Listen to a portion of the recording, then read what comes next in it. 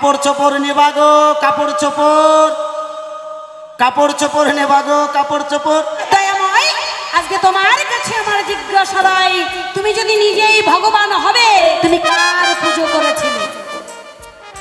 কোন দেবতার পুজো করলে? কি মা, তুমি তো নিজেই ভগবান। ওই ভদ্রলোক ডেকে ডেকে বলে তাহলে সোপর এক এক করে দেখতে হবে, প্রথমে কে দেখবে? রাজা এখন মনে মনে চিন্তা করে রাজসভার ভিতরে মন্ত্রী তো একজন মান্যগণ্য ব্যক্তি, তাহলে মন্ত্রীকে দিয়েই শুরু করানো যাক। এবার মন্ত্রীকে নিয়ে গিয়ে যখন ওই সোপর খুলে যখন সামনে ধরে, কল্পনাতে আসো রে গো আমি ভক্ত হয়ে দাঁড়াই,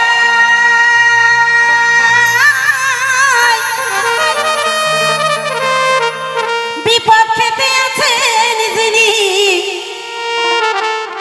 আমার কৃষ্ণ দয়াময় রে। কল্পনাতে আসো রে গো আমি, কল্পনাতে আসো রে গো।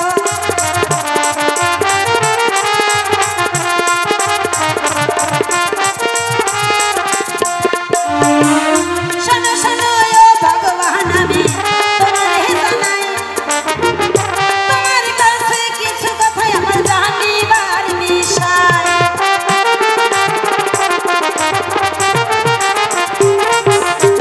যেসব কথায় আমার ভগবান জানা বটে না, সেইখান থেকে কিছু কথা আমি জানতে বটে চাই।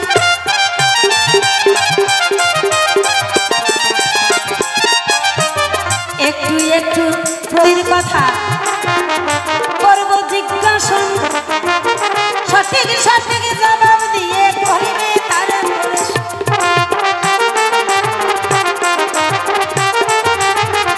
তাহলে আমরা শাস্ত্রে শুনি একদিন নাকি করেছিলেন, সে করেছিলেন স্বয়ং ভগবান শ্রীকৃষ্ণ। হ্যাঁ, তিনি এক যজ্ঞের আয়োজন করেছিলেন ওই তীরে আয়োজন করেন। তবে আমি ভক্ত হয়ে বাবা প্রশ্ন করতে চাই না ভগবানের কাছে, আমি প্রশ্ন করতে পারি না। ভগবানের কাছে কখনো প্রশ্ন করা যায় না, যাই মা? ভগবানের কাছে প্রশ্ন করা যায় না, ভগবানের কাছে আমরা জানতে চাইতে পারি, ভগবানের কাছে বুঝতে চাইতে পারি, যেটা আমাদের জানা নাই, যেটা বুঝি না, যেটা আমাদের বিষয়ে নাই, আজকে আমার ভগবানের কাছে সেটা জানবো, আমি প্রশ্ন করতে চাই। তাহলে হে কৃষ্ণ জনার্দন, তোমার কাছে আমার জিজ্ঞাসা, আজকে তোমার নিকট আমার জিজ্ঞাসা রাই যে তুমি প্রভাস নদীর তীরে যে প্রভাস যজ্ঞের আয়োজন করলে সেই তরে, তাহলে তুমি যে প্রভাস নদীর তরে যজ্ঞের আয়োজন করলে, তুমি নিজেই হলে ভগবান। তুমি হলে ভগবান, ভক্ত কিন্তু আমরা সবাই, কি বাবা তাই না গো? ভক্ত আমরা সবাই। মা দুর্গা যিনি তিনিও ভক্ত, মা লক্ষ্মী যিনি তিনিও ভক্ত, মা গঙ্গা যিনি তিনিও ভক্ত। ভগবানকে ভগবান হলেন আমার একমাত্র অনাথ হীরাদি প্রাণ গোবিন্দ যিনি তিনিই হলেন ভগবান। তাহলে হে দয়াময়, আজকে তোমার কাছে আমার জিজ্ঞাসা রাই, তুমি যদি নিজেই ভগবান হবে, তাহলে প্রভাস নদীর তীরে যে যজ্ঞটা করলে, তুমি কার পুজো করেছিলে? কোন দেবতার পুজো করলে? কি মা, তুমি তো নিজেই ভগবান, সবাই তো ভক্ত শুনতে। তাহলে তুমি যে প্রভাস নদীর তীরে পুজোর আয়োজন করলে, যজ্ঞের আয়োজন করলে, তুমি কোন ভগবানের পুজো করলে? সে কোন দেবতা ছিল? আর কি ফুলটা দিয়েই বা পুজো করলে? সেখানে যজ্ঞ যে তুমি করলে, ফুল তো দিতে হয়, সেই ফুলটা কার নামে তুমি নিবেদন করেছিলে? কোন দেবতার নামে নিবেদন করেছিলে? একটু কৃপা করে যাবে বলে। কোন দেবতার পুজো করলে দয়াময় আমার জানা নাই, এই কথাটি বলবি আমার কৃষ্ণ দয়াময়।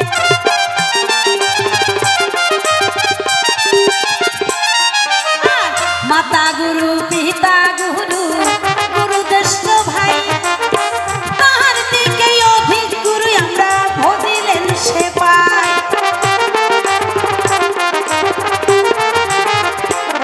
শাস্ত্রের মাথায় লেখা আছে তাই যে মাতা গুরু, পিতা গুরু, গুরু জ্যেষ্ঠ ভাই, তাহার থেকে অধিক গুরু আমরা ভজিলেন সে পাই।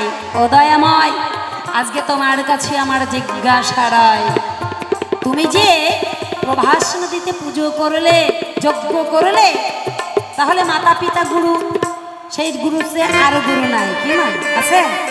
মাতা পিতা হলেন পরম গুরু। মাতা পিতার যদি চরণ সেবা করা যায়, মাতা পিতার চরণ সেবা করলে আর কোনো দেব দেবতার অন্য কোনো গুরুর চরণ সেবা করতে হয় না। আর মাতা পিতাকে ফেলে রেখে তুমি যদি হাজার হাজার গুরু ধরে বেড়াও, সেই গুরুতে বাবা কাজ দেবে না। তুমি ঘরের গুরুকে চোখের জল ফেলালে আর তুমি গুরু ধরে বেড়াচ্ছ বাইরে, কোনো ফল হবে না। তাহলে স্বয়ং ভগবান তুমি জীবকে কি শিক্ষা দিলে? বাবা কি বলবো, আপনাদের ধারে দেখবেন আমরা সংসার জগতে যারা বাবা আছি, তাই না, কোনো একটা শুভ কর্ম করতে গেলে মাতা পিতার আমরা অনুমতি নিই। যদি মাতা পিতা থাকে, মাতা পিতা যদি না থাকে, কোনো গুরুজন ব্যক্তি যদি থাকে, তাদের কাছ থেকে অনুমতি নিই। যে আজকে যেমন এখন ধরেন আমি মিনতি পালনে সুজন মানি কে, এখন এই যে এত বড় একটা অনুষ্ঠানের আয়োজন করেছে, নিশ্চয়ই বাড়িতে পিতা মাতা আছে, পিতা মাতার কাছে অনুমতি নিয়েছে যে আমি এত বড় একটা অনুষ্ঠান করব, তোমরা অনুমতি দাও। কি বলছো? নিয়েছে নিশ্চয়ই। তাহলে তুমি সুজন মালিন নিলে, কিন্তু এখন ভগবান শ্রীকৃষ্ণের ভূমিকায় চলে গেলাম ফের। তাহলে তুমি যে ভগবান শ্রীকৃষ্ণ, তুমি অত বড় একটা যজ্ঞের আয়োজন করলে, কিন্তু তোমার মাতা পিতার কাছ থেকে তুমি কোনো অনুমতি নিলে না। পিতা মাতার অনুমতি ছাড়াই তুমি প্রভাস যজ্ঞের করলে আয়োজন। তাহলে ভগবান তুমি জীবকে কি শিক্ষা দিয়ে গেলে? পিতা মাতার আদেশ তুমি নিলে না কেন? কিসের কারণ? তাই যদিও বাবা পিতা মাতার আদেশ না নিল, পিতা মাতা কি করে? সন্তানে যতই অন্যায় অপরাধ করুক না কেন, মাতা পিতা তাকে বুকে টেনে নেয়। কি মানায় না গো? সন্তান যতই অন্যায় করুক, মাতা পিতা তাকে কিন্তু বুকে টেনে নেয়। ও ভগবান, তোমার পিতা মাতাকে তুমি অপমান করলে, তাদের তুমি নিমন্ত্রণ করলে না, পিতা মাতার অনুমতি নিলে না, বিনা নিমন্ত্রণতে কি করলেন? ভগবান শ্রীকৃষ্ণের পিতা মাতা গেল সেই যজ্ঞের কাছে, সেই পুজোর সবাই। ভগবান তুমি ইশারা দিয়ে, ইঙ্গিত দিয়ে পিতা মাতাকে কুকুরের মতো দারোয়ানদের দিয়ে মেরে সেখান থেকে বের করে দিলে, সেই যজ্ঞে তাকে প্রবেশ করতে দিলে না। ও ভগবান, এটা তোমার কেমন নিয়ম নীতি? পিতা মাতা বিনা অনুমতিতে গেল, বিনা নিমন্ত্রণতে গেল, পিতা মাতাকে কি করলে? দারোয়ান দ্বারা মার দিয়ে সেখান থেকে তাদের দূর দূর করে কুত্তার মতো তাড়িয়ে দিলে। কেন তাড়ালে? তুমি ভগবান হয়ে যদি এমন কর্ম করো, তাহলে সাধারণ মানুষ তো বাবা করবেই।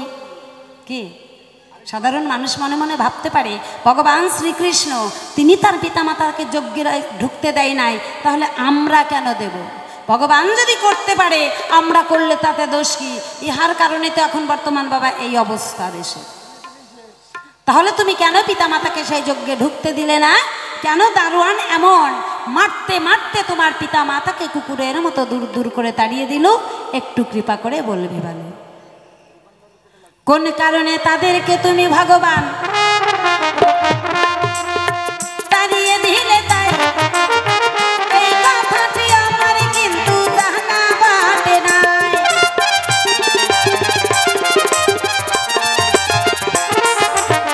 প্রথমবারে তিনটি কথাই আমার জানবার প্রয়োজন, সঠিক সঠিক জবাব দেবে আমার কৃষ্ণ জনার্দন।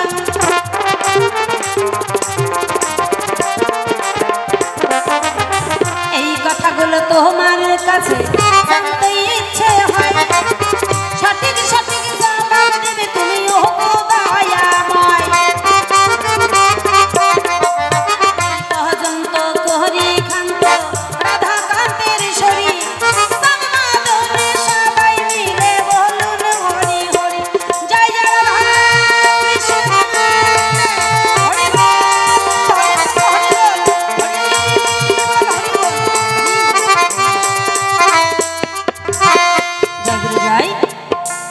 তাই এই তিনটি কথা ভগবান শ্রীকৃষ্ণের কাছে আমার জিজ্ঞাসা রইল দান, তিনি সঠিক সঠিকভাবে করবেন সমাধান।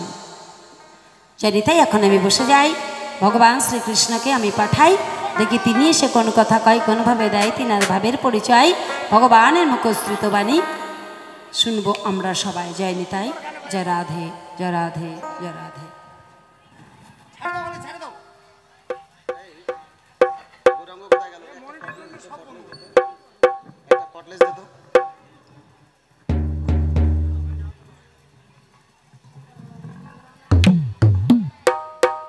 চাই প্রবেশ, তবে আজকে আমার বিপক্ষের বাবুকে চিনি অত্যন্ত জ্ঞানীগুণী, আমাদের সকলের পরিচিত সুজন মালি ভাই, তেনার সঙ্গে আজকে আমার গান। তবে তার সাথে গান গায় বা বাবার জমের বাড়ি নিমন্ত্রণ খাওয়া দুটোই সমান ব্যাপার। তবে তার সঙ্গে গান গাইতে পেরে আজকে নিজেকে ধন্য বলে মনে হচ্ছে। তার সাথে কোনোদিন গান করি নাই, এবছর এই মঞ্চে প্রথম ওনার সঙ্গে গান গাইছি। তবে গান গাইবেন উনি, আনন্দ দান করবেন তিনি, আমি উপলক্ষ মাত্র না। তবে আপনারা সাধুগুরু বৈষ্ণব যতটুকু বলাবেন, যতটুকু করাবেন ততটুকুই বলতে পারবো, তার বেশি সাধ্য বাবা আমারও নাই। তাই আজকের আলোচনার বিষয়, যেহেতু উনি পুরুষ আমি নারী, তথাপিও আজকে সুজন মালি মহাশয় মানে আমার ভাই, তিনাকে রেখে দিলাম আমার ভগবান শ্রীকৃষ্ণের ভূমিকায়। তাকে রেখে দিলাম আমার ভগবান শ্রীকৃষ্ণের ভূমিকায়। আর আমার নাম মিনতি পাল, সে নাম বাদ দিয়া মানে ভক্ত হইয়া আজকে ভগবানের কাছে কিছু জিজ্ঞাসা করে যাব, দান তিনি করবেন তার সমাধান, তাই না? তাহলে গানের সুরে ছন্দে যাব আর ওনার কাছে একটু একটু করে জানতে চাইব। মানে ভগবান শ্রীকৃষ্ণ যিনি জগৎপতি, তাই না? তিনার ইশারা ছাড়া একটা গাছের পাতা পর্যন্ত পড়ে না। তাহলে সেই জায়গায় রেখেছি তিনাকে। আর আমি ভক্ত হয়ে কিবা তিনার সঙ্গে বলবো নিজেই ভেবে উঠতে পারি না বাবা। তাই তথাপি দাঁড়িয়েছি যখন মঞ্চে, কিছু তো বলতে হবেই। তাই গানের সুরে ছন্দে যাব।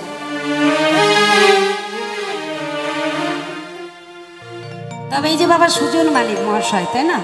দেখতেই পাচ্ছেন আপনাদের সকলের পরিচিত। এখানে কেমন ব্যবহার জানি না বাবা, ওনার অনেক রকম প্রকারের ব্যবহার আছে। কি বলবো একটু? হ্যাঁ, কিছু কি বলবো না? এখন বলবো না বাবা, পরে বলবো। ওনার গুণে তো নুন দেওয়ার উপায় নাই। আপনাদের দিকে সাধু সেজে থাকে, তাই যতটুকু আমি চিনি, যতটুকু জানি আপনাদের সামনে আজকে প্রকাশ করেই যাবো। তাই হ্যাঁ, তবে এখন বলবো না, মান সম্মানের ব্যাপার কি, যেহেতু ভগবানের ভূমিকায় দাঁড় করিয়েছি, ভগবানকে কি আর কিছু বলা যায়? হ্যাঁ, এখন আর বলবো না। শেষে আমাকে যদি কিছু বলে তখন আমি বলবো। কি বাবা, কি বলছেন? এখন ওনাকে আমি খোঁচা দিতে চাই না বাবা, যেচে পড়ে আমি ঝগড়া করতে চাই না। জয় গুরু জয়। এখন বাবা ওনার যদি যেচে পড়ে ওনার গুণের কথা কয়ে দিই, তাই না? ওনার গুণে যদি নুন দিয়ে দিই, তাহলে বাবা কালকে বলবে মিনতি পালের পেমেন্ট হবে না, বাড়ি যেতে পারবো না বাবা। হ্যাঁ, ওনার গুণের কথা এখন বলবো না। তবে যদি শুনতে চান পরে অবশ্যই বলবো। ফোন নাম্বারটা রাখবেন, আমাকে ফোনে ফোনে বলে দেবো। হরে কৃষ্ণ হরি বল। কি না বলবো?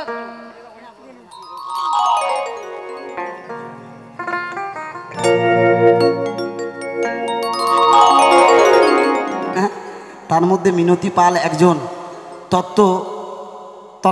তত্ত্বতর্জায় পারদর্শী, তার সঙ্গে গান গাওয়ার ক্ষমতা আমার নেই। আজকে মঞ্চে দাঁড়িয়েছি, কিন্তু আজকের আলোচনা একদিকে ভক্ত, অপরদিকে ভগবান। ভগবানের ভূমিকায় দাঁড় করিয়ে উনি জিজ্ঞাসা করেছে দান। তার আগে কিছু একটা কথা বললো, তাই না? আমার বলে একটা বদ অভ্যাস আছে। আমি বলবো কিছু। মানে এক ভদ্রলোক ট্রেনে, কিন্তু দেখবেন কেউ চা বিক্রি করে, ট্রেনে যারা চা বিক্রি করে তাদের কিন্তু একটু বলার ধরনই আলাদা। লাগবে চায়, চায় একটা সুর দিয়ে না রাখলে কিন্তু চা বিক্রি হয় না, তাই না? চা বিক্রি হবে না। যারা দেখবেন বাদাম বিক্রি করবে, লাগবে বাদাম, বাদাম করে একটা সুর আলাদা আছে। এই থাম, এরকম করে সুর দিয়ে না ডাকলে কিন্তু বিক্রি হবে না। তো এক ভদ্রলোক কাপড় বিক্রি করে গ্রামে, প্রতিদিনের মতন কাপড় নিয়ে যায়। যখনই কাপড় নিয়ে যায়, ওই ভদ্রলোক কি করে, সুন্দর করে জোরে ডাক দিয়ে কাপড় বিক্রি করে। কাপড় চোপড় নেবা গো, কাপড় চোপড়, কাপড় চোপড় নেবা গো, কাপড় চোপড়। রাজা রানী বসা ছিল, রানীর কানে কথাখানা গেল। রানী রাজাকে ডেকে ডেকে বলে, শোনো রাজা, তুমি এতদিন আমাকে অনেক কাপড় পরাইছো, জীবনে কিন্তু সোপড় পড়াও নাই। হ্যাঁ, জীবনে কিন্তু সোপড় পড়াও নাই। তুমি আমার কথা লবে, তুমি কালকের মধ্যে আমাকে একটা সোপড় এনে পড়াবে। হ্যাঁ, আচ্ছা, কাপড় আছে কিন্তু সোপড় আছে? কি বিষয় না?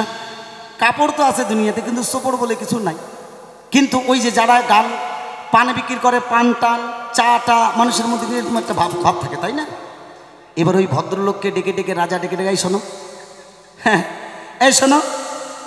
এবার যখনই ডেকে নিয়ে এসেছে, কই শোনো, তোমাকে আমি বলি, তুমি যেমন যেমন কাপড় চোপড় নেবা বলে ডাক দিয়েছো, তুমি আমার কথা হবে, আমার রানীকে একটা সোপড় পড়াবে, না হলে কিন্তু তোমার ঘাড়ে মাথা থাকবে না।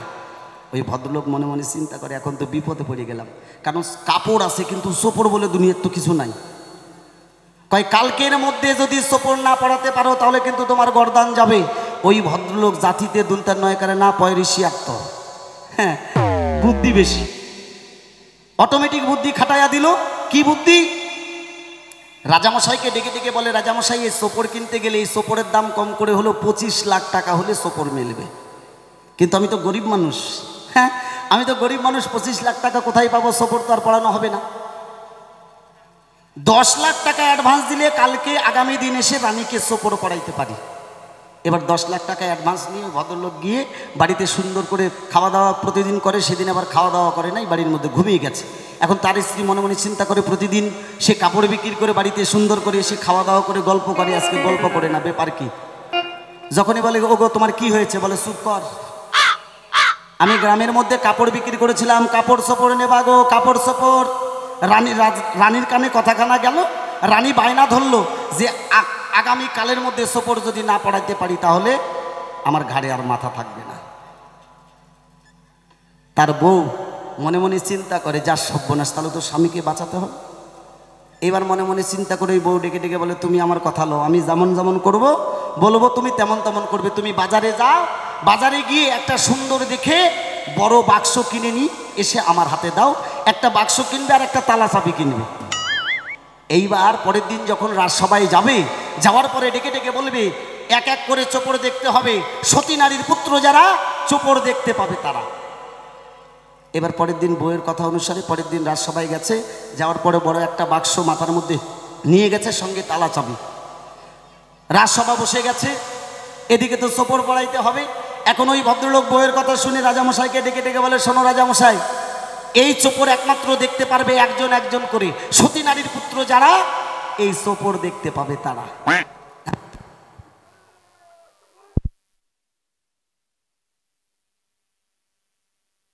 ওই ভদ্রলোক ডেকে ডেকে বলে, তাহলে চোপড় এক এক করে দেখতে হবে, প্রথমে কে দেখবে? রাজা এখন মনে মনে চিন্তা করে, রাজসভার ভিতরে মন্ত্রী তো একজন মান্যগণ্য ব্যক্তি, তাহলে মন্ত্রীকে দিয়েই শুরু করানো যাক। এবার মন্ত্রীকে নিয়ে গিয়ে যখন ওই চোপড় খুলে যখন সামনে ধরে, মন্ত্রীমশাইকে যখন ডেকে ডেকে বলে, মন্ত্রীমশাই চোপড়খানা দেখো তো কেমন হয়েছে। মন্ত্রী দেখে যে বাক্সের মধ্যে কিছু নাই, বাক্সের মধ্যে কিছু নাই, কিন্তু বলেছে সতী নারীর পুত্র যারা চোপড় দেখতে পাবে তারা। মন্ত্রীর সামনে যখনই খুলে ধরেছে, মন্ত্রী দেখে বাক্সের মধ্যে কিছু নাই। মন্ত্রী এখন মনে মনে চিন্তা করে, এখন যদি আমি কাউকে বলি তাহলে আমার মাকে তো অসতী বানানো হবে, মনে আছে ভাবনা আমি কারো কাছে কব না। মন্ত্রী এখন ডেকে ডেকে ডেকে কয়, বাহ, অপরূপ সুন্দর চোপড়, এরকম চোপড় জীবনে কোনোদিন দেখি নাই। এইবার মন্ত্রীর চোপড় দেখলো, কার পালা? রাজার পালা। রাজাকে ডেকে ডেকে বলে, এবার চোপড় কে দেখবে? এবার রাজার পালা। রাজার সামনে গিয়ে যখন ওই তালা চাবি খুলে রাজার সামনে দেখে, রাজা এখন দেখে তো বাক্সের মধ্যে কিছু নাই। বাক্সের মধ্যে কিছু না থাকবে তাহলে মন্ত্রী কেমন করে দেখতে পেল? নিশ্চয়ই আমার মা মনে হয় অসতী ছিল। হ্যাঁ, মনে আছে ভাবনা আমি কারো কাছে কব না। রাজা ডেকে ডেকে বলে, বাহ, অপরূপ সুন্দর চোপড়, এরকম চোপড় আমি জীবনে কোনোদিন দেখি নাই। এবার মন্ত্রী চোপড় দেখতে পেল, রাজা চোপড় দেখতে পেল, পালা হচ্ছে এবার রানীর। হ্যাঁ, কি পালা এখন রানীর। রানীর সামনে নিয়ে গিয়ে যখন বাক্সটা খুলে ধরে, ডেকে ডেকে বলে, দেখো তো রানীমা চোপড়খানা কেমন হয়েছে। কয়, বাহ। রানীমা এখন মনে মনে চিন্তা করে, বাক্সের মধ্যে তো কিছু নাই, তাহলে বাক্সের মধ্যে যদি কিছু না থাকবে তাহলে মন্ত্রী কেমন করে দেখতে পেল, রাজা কেমন করে দেখতে পেল? নিশ্চয়ই আমার মায়ের কারোর সঙ্গে ইন্টু মিন্টু ছিল। হ্যাঁ, কি? রানী মনে মনে চিন্তা করে, মনে আছে ভাবনা আমিও কারো কাছে কব না। রানী এখন মনে মনে চিন্তা করে, ডেকে ডেকে বলে, এত সুন্দর চোপড় জীবনে কোনোদিন দেখি নাই, এই চোপড় আজ থেকে আমি ব্যবহার করবো না, একবারে বাক্সের মধ্যে জমা রাখবো, এই চোপড় যেন জীবনে দেখতে কেউ না পায়। হ্যাঁ, আজকে আমার চোপড় পড়ানোর মতন শিল্পীর সাথে গান, বুঝলা? চোপড় কোন সময় যে দেবে তার ঠিক নাই। একখানা গান শোনাই, তারপরে ওনার পালার প্রসঙ্গে যাই। ওরে সন্ধ্যা হলো ডাক দিল, স্বয়ং ভগবান কেন প্রভাস নদীর তীরে যজ্ঞ করল। সাঙ্গপনি নামে এক মণি ছিল, তোমারে জানাই, সেই মণির পুত্র জলের মধ্যে ডুবে মারা যায়।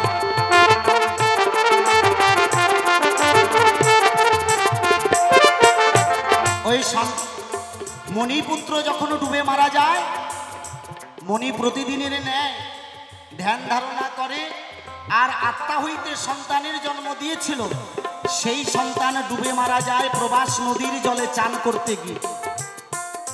সারাটা দিন চলে যায়,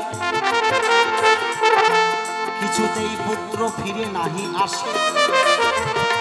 যখন পুত্র ফিরে আসে না, খুঁজতে খুঁজতে কোথাও যখন নিজের পুত্রকে পায় না, মুনি বাড়িতে এসে ধ্যান যোগে দেখতে পায় প্রবাস নদীর জলে তার পুত্র চান করতে গিয়ে ডুবে মারা যায়।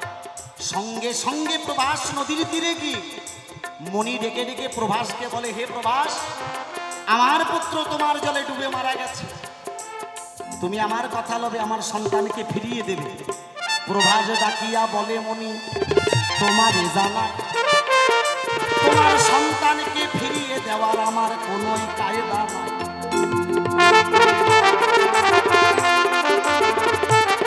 কারণ যে কেউ যদি একবার মারা যায় তাকেই ফেরানোর সাধ্য কারণ। সঙ্গে সঙ্গে মণি ডেকে ডেকে বলল, শোনো প্রভাস, আজ তোমার জলে আমার একমাত্র সন্তান ডুবে মারা গেছে, আমি তোমাকে অভিশাপ করলাম, আজ থেকে তোমার নদীর জল হবে মূত্র সমতুল্য। তোমার নদীর জল কোনো সাধুগুরু পূজায় লাগবে না, তোমার নদীর জলে কেউ কোনোদিন কোনো শুভ কর্ম করবে না। প্রভাসকে যখন অভিশাপ দিল, প্রভাস নদী দৌড়িয়া গিয়ে তখন নারায়ণের শরণে পড়িল। কারণ মণি যেহেতু অভিশাপ করেছে দান, এই দান অভিশাপ তো খণ্ডানো যাবে না। তখন ভগবান বলেছিল, শোনো প্রভাস, মনির অভিশাপ বিফলে যাবে না, কিন্তু তোমাকে আমি একটা উপায় বলে দিই। আমি যেদিন কৃষ্ণ রূপে যাব দাপর লীলা,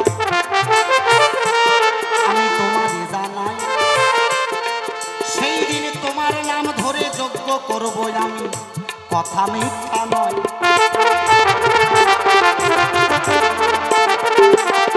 আমি যেদিন দাপর লীলায় যাব সেদিন তোমার নাম ধরে আমি একটা যজ্ঞ শুরু করব। সেই যজ্ঞে ৩৩ কোটি দেব দেবতাকে নিমন্ত্রণ করা হবে। যত সাধুগুরু বৈষ্ণব আসবে সেখানে নিমন্ত্রণ করা হবে। সাধুগুরু বৈষ্ণবরা যখন তোমার জলে চরণ ধৌত করিবে, সেই সময় তোমার প্রভাস, সেই সময় তোমার মুক্তি হবে।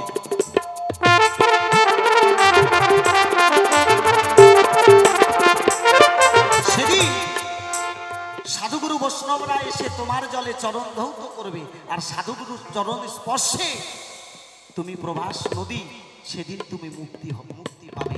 এই জন্য স্বয়ং ভগবান দাপর লীলার শেষ প্রান্তে ভগবান শ্রীকৃষ্ণ যিনি যজ্ঞ করেছিল প্রভাস নদীর তীরে, ৩৩ কোটি দেব দেবতাকে নিমন্ত্রণ করে। এক এক করে যখন সাধুগুরু বৈষ্ণবেরা চরণ দেয় ওই না নদীর জলে, চরণ ধুলি গিয়ে তখন সেই প্রভাস নদীর জলে পড়ে।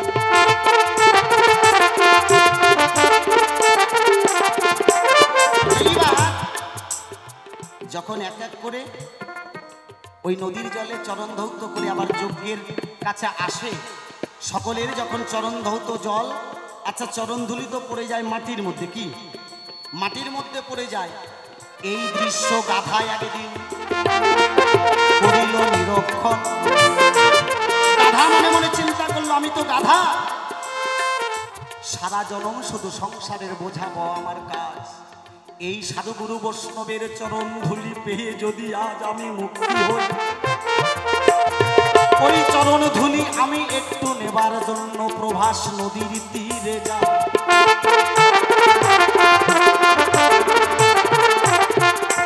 ওই গাধা কি করলো, প্রভাস নদীর ওই সাধুগুরুর চরণ ধুলি নেওয়ার জন্য নদীর জল ঘোলাইতে লাগিল। ঘোলাইতে ঘোলাইতে গাধা জল ঘোলা করে দিল। ওই চরণ ধুলি লোভে গাধা কি করলো, জল ঘোলাতে লাগলো। অনেকে বলে না যে গাধা ঘোলাই ঘোলাই জল খায়, আগে তো কিন্তু তা নয়।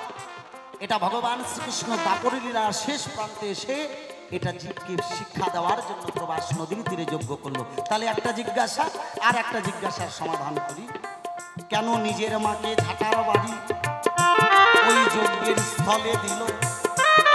শোনো শোনো নারদ মণি, আমি সবাই বোঝাই ভালো।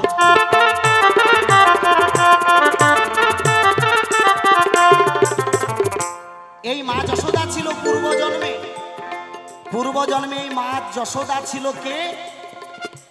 দেবাহতী নামে একজন নারী। তোমাকে জানাই, এই দেবাহতী ছিল একজন ব্রহ্মজ্ঞানী নারী। ব্রহ্মজ্ঞানী কাকে বলা হয়? যারা একটা পিঁপড়ার মধ্যেও ভগবানকে দর্শন করে তাদেরকে ব্রহ্মজ্ঞানী বলা হয়। একটা পিঁপড়ার মধ্যে যারা ভগবানকে দর্শন করে তাকে ব্রহ্মজ্ঞানী নারী বলা হয়। এই দেবাহতী ছিল ব্রহ্মজ্ঞানী নারী। এই দেবাহতী ছিল কপিল মুনির মা। মাতা আর পুত্র ব্রহ্ম আলোচনা করে একটা গ্রন্থ রচনা করা হয়েছে, যার নাম হচ্ছে কপিল সংহিতা, যেটা আমরা সনাতন ধর্মের মানুষ গীতার পাতায় পড়ি, যাকে সাংখ্যযোগ বলা হয়। সেটা হচ্ছে মাতা আর পুত্রের আলোচনায় একটা গ্রন্থ রচনা হইল। কপিল সাংখ্য নামে এক শাস্ত্র সেটাই রচনা হলো।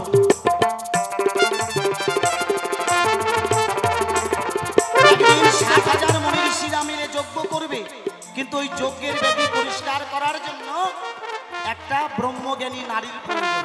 ত্রিভুবনে কোথাও খুঁজে যখন পায় না, দেখতে পায় যে দেবাহতী নামে সতী, তিনি হচ্ছে ব্রহ্মজ্ঞানী। ওই দেবাহতীকে নিমন্ত্রণ করে যখন নিয়ে গেল, প্রতিদিন ঝাড়ঝাঁটা দেয়।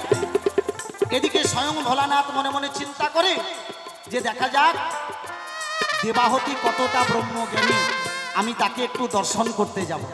একটু ভালো করে শোনো, আমি তাকে একটু দর্শন করতে যাব।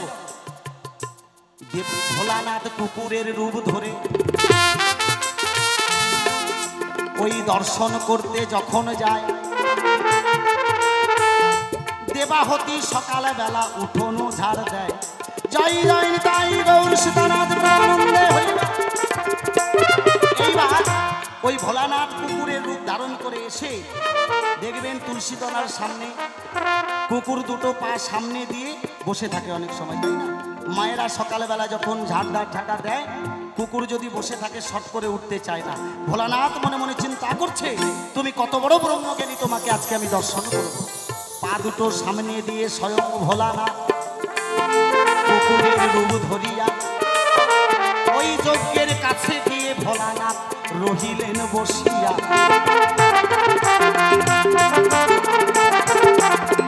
এইবার দেবাহতী উঠোন ঝাড় দিচ্ছে। উঠোন ঝাড় দিতে দিতে কুকুরকে সরে যাওয়ার কথা বলছে। একবার বলেছে, দুইবার বলেছে, কিছুতেই কুকুর সরে না। হাতে ছিল একটা মুড়া ঝাঁটা।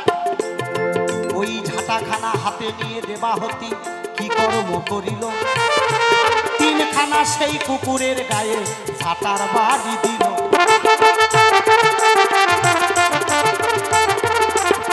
যখন মুড়া ঝাঁটা দিয়ে 3খানা ঝাঁটার বাড়ি মারল, সঙ্গে সঙ্গে স্বয়ং ভোলানাথ নিজ মূর্তি ধারণ করে ডেকে ডেকে বলল, হে দেবাহতী, তুমি নাকি ব্রহ্মজ্ঞানী, তোমাকে দর্শন করতে আজ এসেছিলাম তোমার দ্বারে, কিন্তু কুকুর বেশে যখন তোমার সামনে এসে আমি দাঁড়িয়েছিলাম, তুমি আমাকে চিনতে পারো না।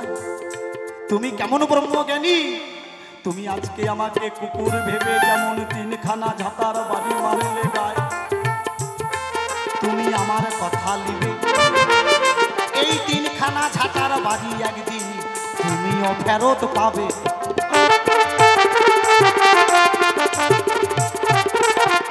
এই 3খানা ঝাঁটার বাড়ি একদিন তুমি ফেরত পাবে। তুমি সেদিন হবে ভগবানের মা। ভগবানের মা তোমার সন্তান যজ্ঞ করবে, বিনা নিমন্ত্রণে তুমি সেই যজ্ঞ দর্শন করতে যাবে। আজ আমাকে তুমি যেমন কুকুর ভেবে 3খানা ঝাঁটার বাড়ি মেরেছ, শোনো দেবাহতী, আমি তোমাকে অভিশাপ করলাম, এই 3খানা ঝাঁটার বাড়ি তুমি একদিনে ফেরত পাবে। তাই তো কৃষ্ণের মা যশোদা কি কর্ম করিল, ওই যজ্ঞ যখন বিনা নিমন্ত্রণে দেখিবার গেল,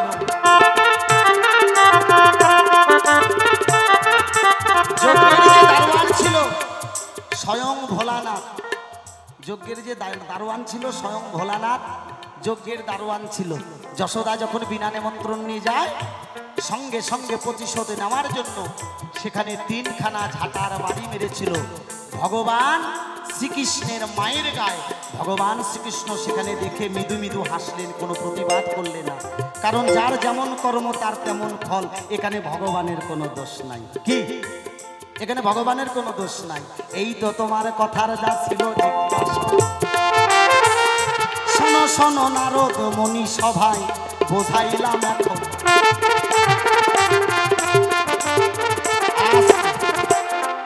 কি ভালো লাগছে না? কার কার ভালো লাগছে একটু হাত তোলো তো। এদিকে কারো ভালো লাগেনি? তাহলে 101 টাকা করে নিয়ে আসো।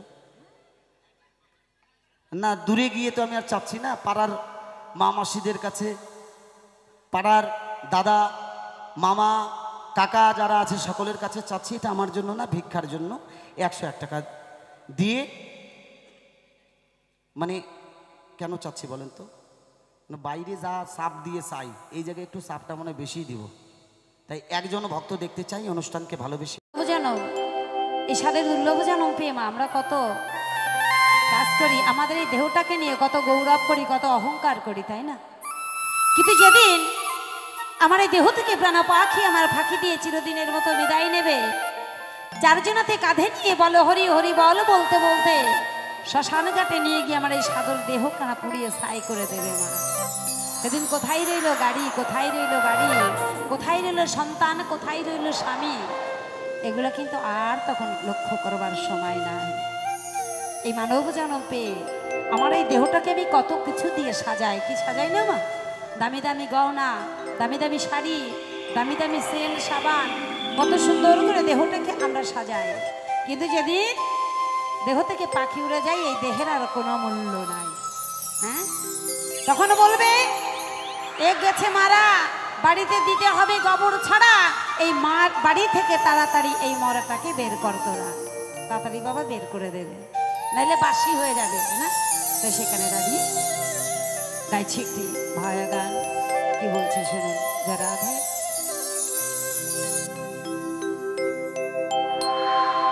এই পিঞ্জরার গইরাম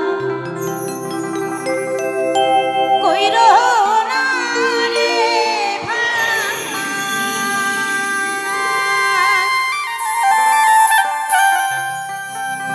ওই শ্মশান ঘাটে পিঞ্জরা তো পুরাইয়া করিবে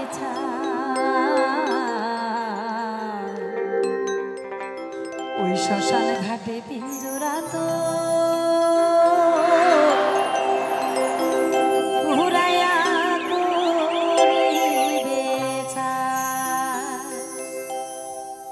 কৃষ্ণের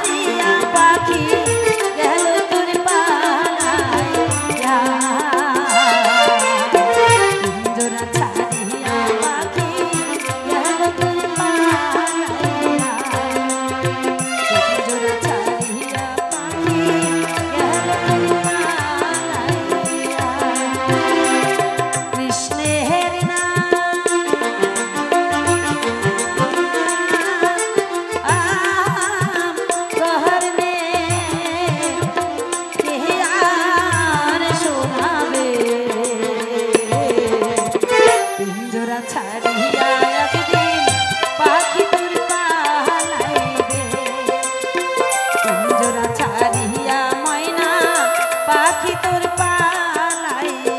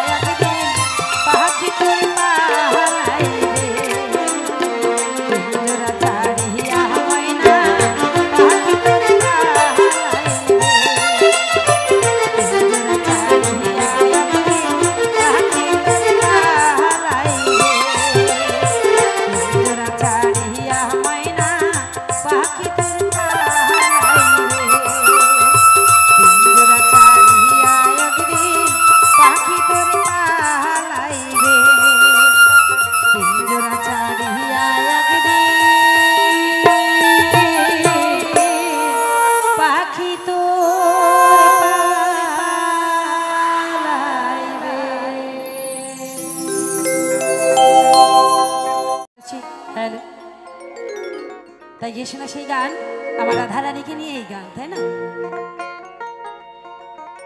কেন রাধারানী যখন আমার প্রাণ গোবিন্দকে দেখে তখন বাবা পাগল পাড়া হয়ে যায়।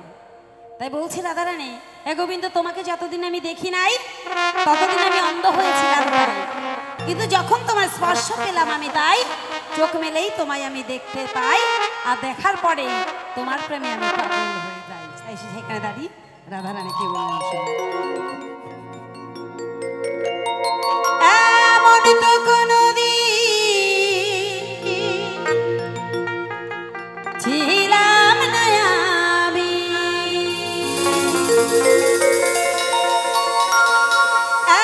এমন তো কোনদিন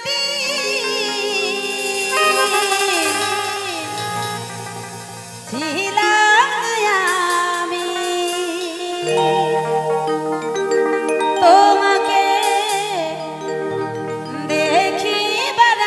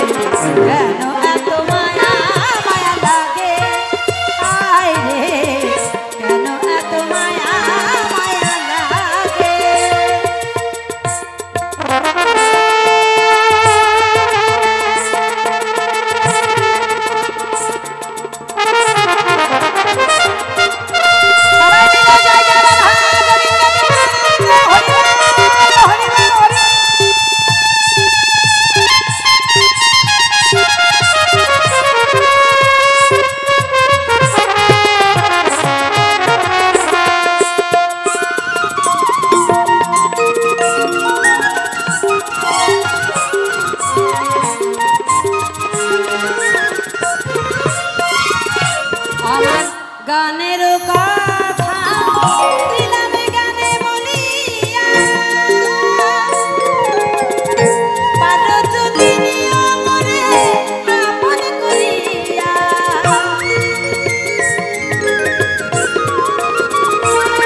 আমার মনের কথা দিলাম গানে বলিয়া পারো যদি নিয়মরে আপন করিয়া আকাশ দেওয়ান কয় ভরে দিও অন্তর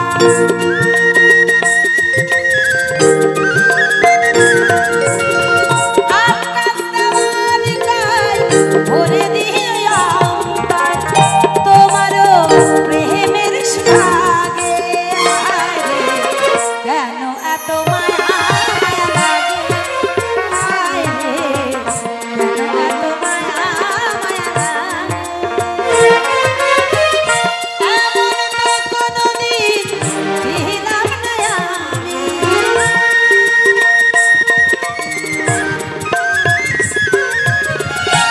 এমন তো কোনোদিন ছিলাম না আমি তোমাকে দেখিবার আগে হায়রে কেন এত মায়া মায়া লাগে লাগে রে কেন এত মায়া মায়া লাগে লাগে রে কেন এত মায়া মায়া লাগে হায়রে কেন এত মায়া মায়া লাগে হায়রে কেন এত মায়া মায়া লাগে হায়রে কেন এত মায়া মায়া লাগে হায়রে কেন এত মায়া মায়া লাগে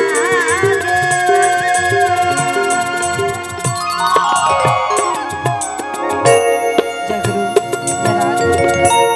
আজকের আলোচনার ভূমিকায় তাই ছোট্ট করে গিয়ে শোনাবো একটু লালন সাহের গান, কেননা যেহেতু রাধা অষ্টমী উপলক্ষে আমার রাধারানীকে নিয়েই গাইব। আমার রাধারানীর মনে বড় ব্যথা, মনে বড় দুঃখ, সেইখানে দাঁড়িয়েই আমার লালন ফকির সুন্দর করে একটি গান গেয়েছে। সেই গানটি আমার মতো করে আমি গিয়ে শোনাচ্ছি। গান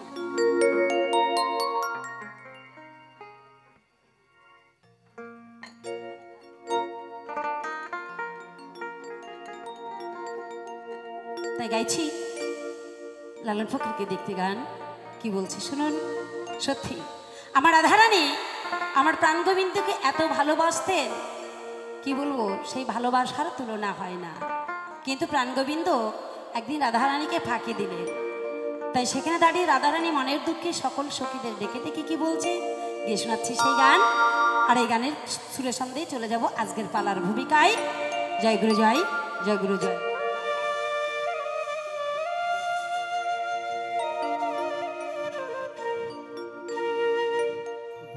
কে বুঝবে অন্তরের ব্যথা,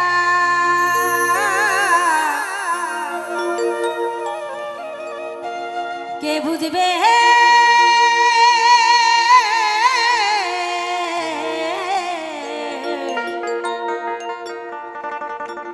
কে বুঝবে অন্তরের ব্যথা, কে মুছাবে আখি, কি দিয়ে জুড়াই বলো সখী, কি দিয়ে জুড়াই বলো সখী। কৃষ্ণ প্রেমে পুরা দেহ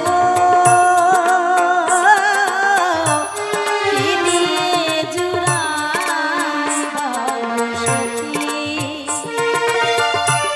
কি দিয়ে জুড়াই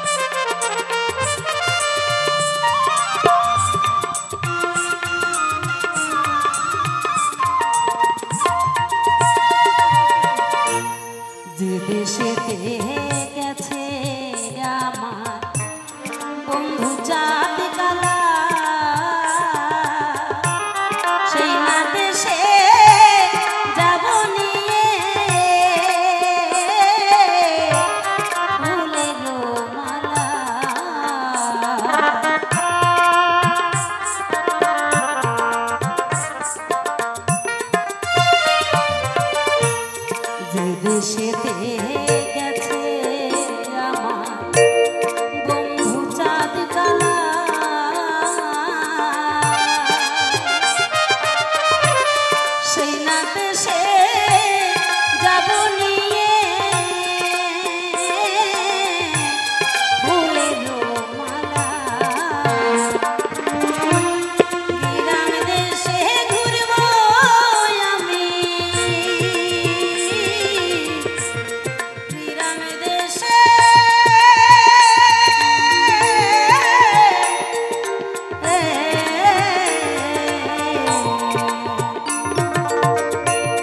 নগর গ্রামে ঘুরব আমি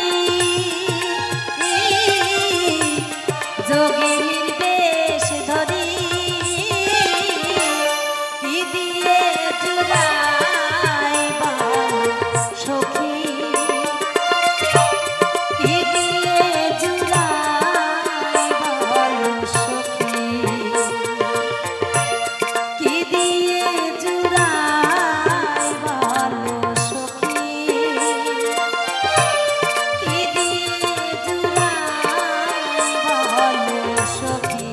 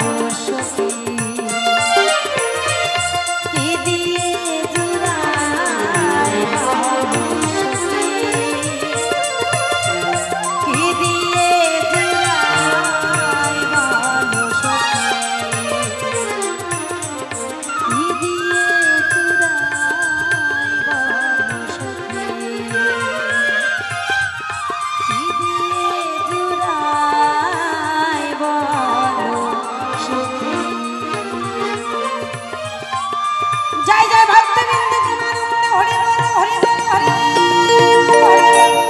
জয় গুরু জয় তবের গান নাই গানের বেলা করে